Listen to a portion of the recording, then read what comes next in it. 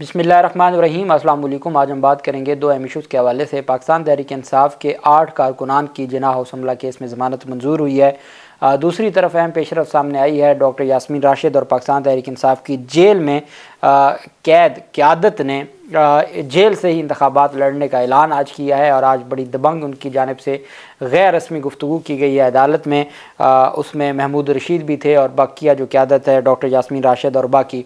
پرویز الہی کی درخواست ضمانت پر لاہور ہائی کورٹ میں اہم سماعت ہوئی، اس کی تفصیل بھی میں آپ کے ساتھ شیئر کروں گا، اور ساتھ میں آپ کو بتاؤں گا کہ بالآخر اسلام آباد سے ثواب بھی منتقل کیا گیا ہے اسد قیصر کو، اور ان کے خلاف جو مقدمہ تھا اس مقدمے کو ہی آگے بڑھایا گیا ہے، اس کی تفصیل بھی میں آپ کے ساتھ شیئر کروں گا۔ اور پشاور ہائی کورٹ میں نگران وزیر اعلیٰ خیبر پختونخوا کی تقرری کو چیلنج کر دیا گیا، اس کے اوپر بھی ہم بات کریں گے۔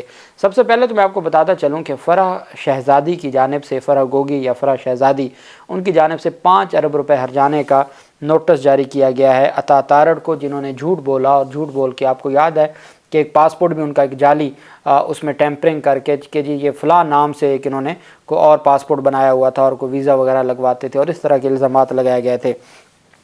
فرح خان کی جانب سے ارسال کیا گیا قانونی نوٹس میں کہا گیا کہ میرے تمام اثاثے ڈکلیئرڈ ہیں۔ عطا تارڑ نے پریس کانفرنس میں اثاثوں کے حوالے سے من گھڑت الزامات لگائے ہیں۔ انہوں نے بے بنیاد اور من گھڑت الزامات عائد کر کے ساکھ متاثر کرنے کی کوشش کی ہے۔ قانونی نوٹس میں ڈپٹی سیکرٹری جنرل مسلم لیگ نون سے مطالبہ کیا گیا کہ شہرت متاثر کرنے پر عطا تارڑ 5 ارب روپے ہرجانہ ادا کریں، اور پریس کانفرنس کر کے 7 دن کے اندر غیر مشروط معافی مانگیں۔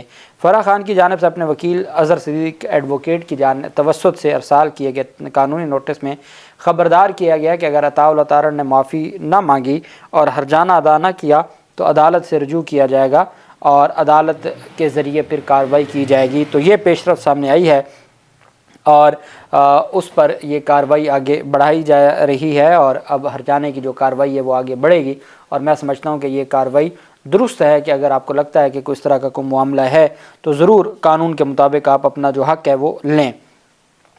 صنم جاوید اور پاکستان تحریک انصاف کی خاتون رہنما ہیں، سوشل میڈیا ایکٹیوسٹ ہیں، جناح ہاؤس حملہ کیس میں تمام مقدمات میں ضمانت حاصل کرنے کے بعد رہائی نہ ہوئی، اور کئی ماہ 6 ماہ تو 9 مئی کو ہو چکے ہیں نا، اس سے بھی 2 ماہ پہلے کا مقدمہ تھا زمان پارک کا، جب زمان پارک آپریشن تھا اور انہوں نے ایک مقدمہ بنایا تھا کہ وہاں سے پٹرول بم پھینکے گئے اور فلاں۔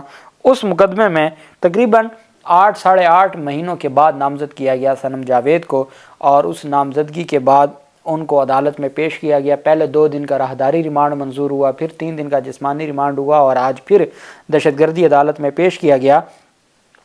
انسداد دہشت گردی عدالت میں زمان پارک پولیس آپریشن کے 2 اہلکاروں پر تشدد اور جلاؤ گھراؤ کے مقدمے میں صنم جاوید کے خلاف مقدمے کی سماعت ہوئی۔ عدالت نے دوران سماعت صنم جاوید کے ریمانڈ میں 3 دن کی، جسمانی ریمانڈ میں 3 دن کی توسیع کر دی۔ جب تک جوڈیشل ریمانڈ پر ان کو جیل نہیں بھیجا جاتا تب تک ضمانت نہیں دائر ہو سکتی، اور اس طریقے سے انہوں نے ٹوٹل 8 دن کا ریمانڈ اب تک ان کا ہو چکا ہے، اور یہ سلسلہ جاری ہے، اور پھر ضمانت کی درخواست ہوگی۔ اور لاہور ہائی کورٹ میں توہین عدالت کی درخواست ہے کہ پولیس نے کہا تھا وہ صرف 2 مقدمات میں نامزد ہیں، اور اس کے بعد بقیہ مقدمات میں کیسے نامزد کیا گیا، اور وہ بھی اتنے مہینوں کے بعد۔ لیکن وہ لاہور ہائی کورٹ میں جمعے والے دن chief justice Lahore high court Ameer Bhatti صاحب نے چھٹی کر دی تھی، جس کی وجہ سے پھر وہ آج تک جو درخواست ضمانت ہے وہ دوبارہ سماعت کے لیے مقرر نہیں ہوئی۔ ڈاکٹر یاسمین راشد کے خلاف انسداد دہشت گردی عدالت میں شیر پاؤ پل پر پولیس گاڑیاں جلانے اور اداروں کے خلاف گفتگو کے مقدمے پر سماعت ہوئی۔ دوران سماعت پروسیکیوشن نے 280 صفحات پر مشتمل چالان عدالت میں پیش کر دیا۔ عدالت نے چالان پر ڈاکٹر یاسمین راشد سمیت جو بقیہ کارکنان و ملزمان ہیں ان کو طلب کر لیا۔ عدالت میں پیش کیے گئے چالان میں 4 ملزمان یاسمین راشد، رانا تنویر، ریاض حسین اور ضیاء خان کو نامزد کیا گیا ہے۔ یاسمین راشد کے خلاف مقدمے کے چالان میں 45 گواہان کی فہرست بھی شامل ہے۔ وہ 45 گواہان ان کے خلاف مقدمے میں آرگومنٹس کریں گے، اور اپنی شہادت ریکارڈ کروائیں گے، اور اس پر جرا ہوگی ڈاکٹر یاسمین راشد کی جانب سے۔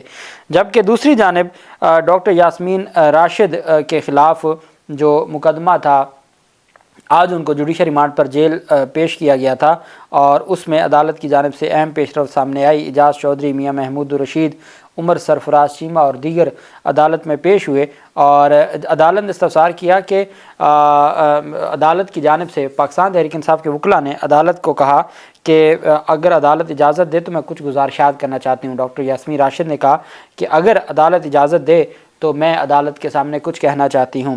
ہم نے الیکشن لڑنے ہیں، اعجاز چودھری، میاں محمود الرشید اور عمر سرفراز چیمہ سمیت ہم سب نے الیکشن لڑنے ہیں۔ عدالت نے استفسار کیا کہ کیا الیکشن کے لیے جیل سے باہر ہونا لازمی ہے؟ پی ٹی آئی رہنما نے کہا ضروری نہیں، لیکن الیکشن کمپین تو کرنی ہے۔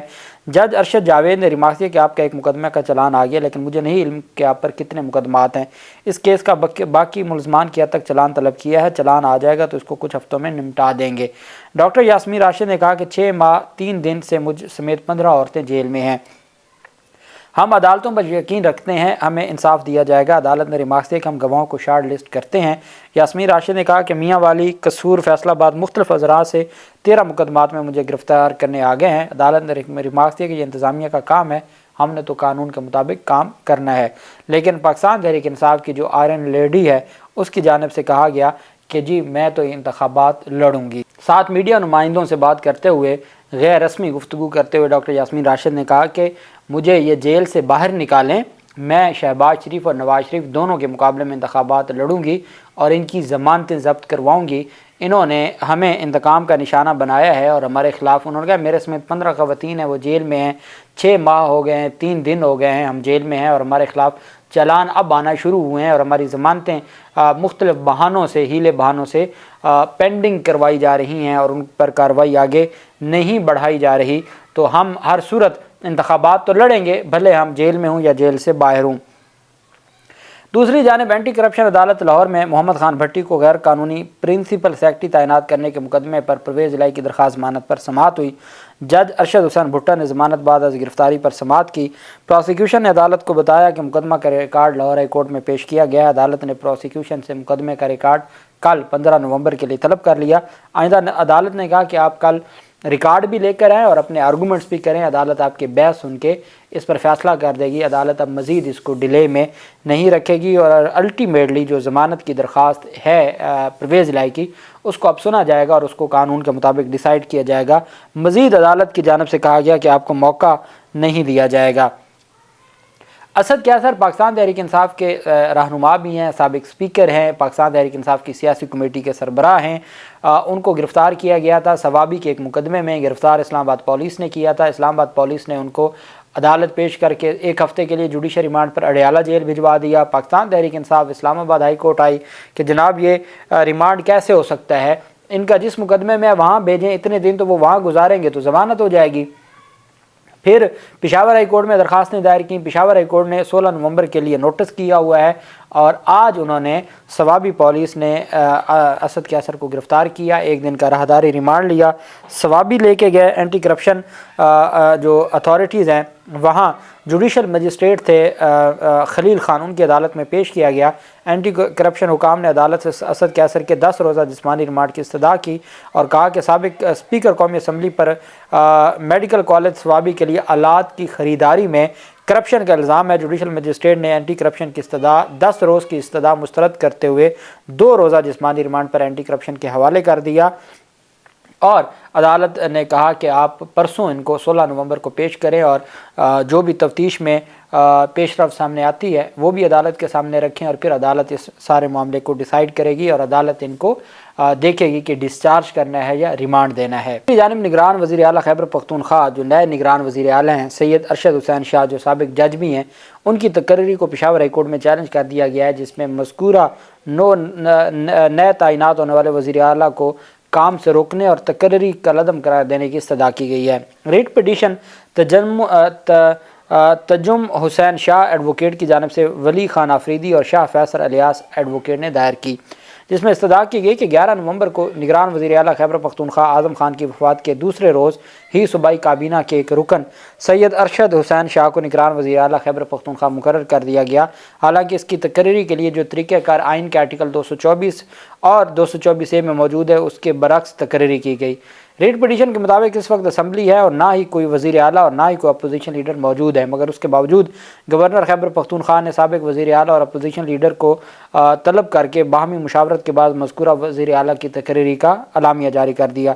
रिट पटिशन के मुताबिक निगरान हुकूमत का काम रोज़मर्रा के अमूर को निपटाना और शफाफ इंतखाबात के इनेकाद करना है, मगर अभी तक ना तो शफाफ इलेक्शन के लिए कोई इक़दाम उठाया है और ना ही कोई आइनी ज़िम्मेदारी पूरी की है, बल्कि वो आइन के तहत अपने मुतय्यन करदा हदूद और आइनी ज़िम्मेदारियों से भी तजावुज़ कर गए हैं। दरख्वास्त में कहा गया कि ऐसे इक़दाम से शफाफ इंतखाबात पर असरअंदाज होने का खदशा है, क्योंकि मौजूदा निगरान हुकूमत सियासी एजेंडे पर काम कर रही है। लिहाजा निगरान वज़ीर आला की तकरीरी का जो अलामिया साबिक़ वज़ीर आला और अपोजिशन लीडर की मुशावरत से हुआ वो कलअदम करार दिया जाए और आइन की रूह से इससे मुशावरत की कोई अहमियत नहीं है। रिट पटिशन में निगरान वज़ीर आला, काबीना सेक्रेटरी, कानून, वफाकी हुकूमत, अटॉर्नी जनरल, एडवोकेट जनरल और दीगर को फ़रीक बनाया गया है। दरख्वास्त गुजार के मुताबिक मज़कूरा निगरान हुकूमत अपनी आइनी हैसियत खो चुकी है, लिहाजा उन्हें काम से रोका जाए और मज़कूरा अलामिया को कलअदम करार दिया जाए और हर सूरत हमारी को दरख्वास्त को मंजूर किया जाए। बड़ी डिटेल दरख्वास्त है जिसमें ये सारी तफसीलात लिखी गई हैं। इंसदाद दहशतगर्दी अदालत लाहौर में जिना हाउस हमला केस में नामजद 127 मुलजमान की दरख्वास्त ज़मानतों पर समाअत हुई। अदालत ने जिना हाउस केस में 8 मुलजमान की दरख्वास्त ज़मानत मंजूर कर ली। अदालत ने असद अली, सज्जाद सईद, नजीब अहमद, ज़हूर अहमद, आफ्ताब इकबाल और खालिद हुसैन की दरख्वास्त ज़मानत मंजूर कर ली। अदालत ने रिहाई के लिए मुलजमान को 2-2 लाख के ज़मानती मुचलके जमा करवाने का हुक्म दिया। अदालत ने दीगर मुलजमान की दरख्वास्त ज़मानत पर समाअत 18 नवंबर तक मुलतवी कर दी। इंसदाद दहशतगर्दी अदालत के जज अरशद जावेद ने समाअत की। प्रोसिक्यूशन ने तौहीन अदालत से बचने के लिए आज रिकॉर्ड अदालत में पेश किया। जिना हाउस केस के 50 नए मुलजमान की शिनाख्त परेड जारी है। रिकॉर्ड वापस लेकर जाने की इजाज़त दी जाए। अदालत ने आइंदा समाअत पर रिकॉर्ड दोबारा पेश करने का हुक्म देते हुए 18 नवंबर तक समाअत मुलतवी कर दी। ये टोटल 127 मुलजमान हैं। जिना हाउस हमला केस के मुलजमान हैं, इनकी ज़मानतों पर फ़ैसला आना है। अदालत ने 8 मुलजमान की हद तक आज ही ज़मानत मंजूर कर ली, बकिया की हद तक 18 नवंबर की तारीख मुकर्रर की है। 18 नवंबर को अदालत समाअत करेगी। अल्लाह पाक पाकिस्तान का हामी नासिर हो। बहुत शुक्रिया। अल्लाह हाफिज़। पाकिस्तान जिंदाबाद।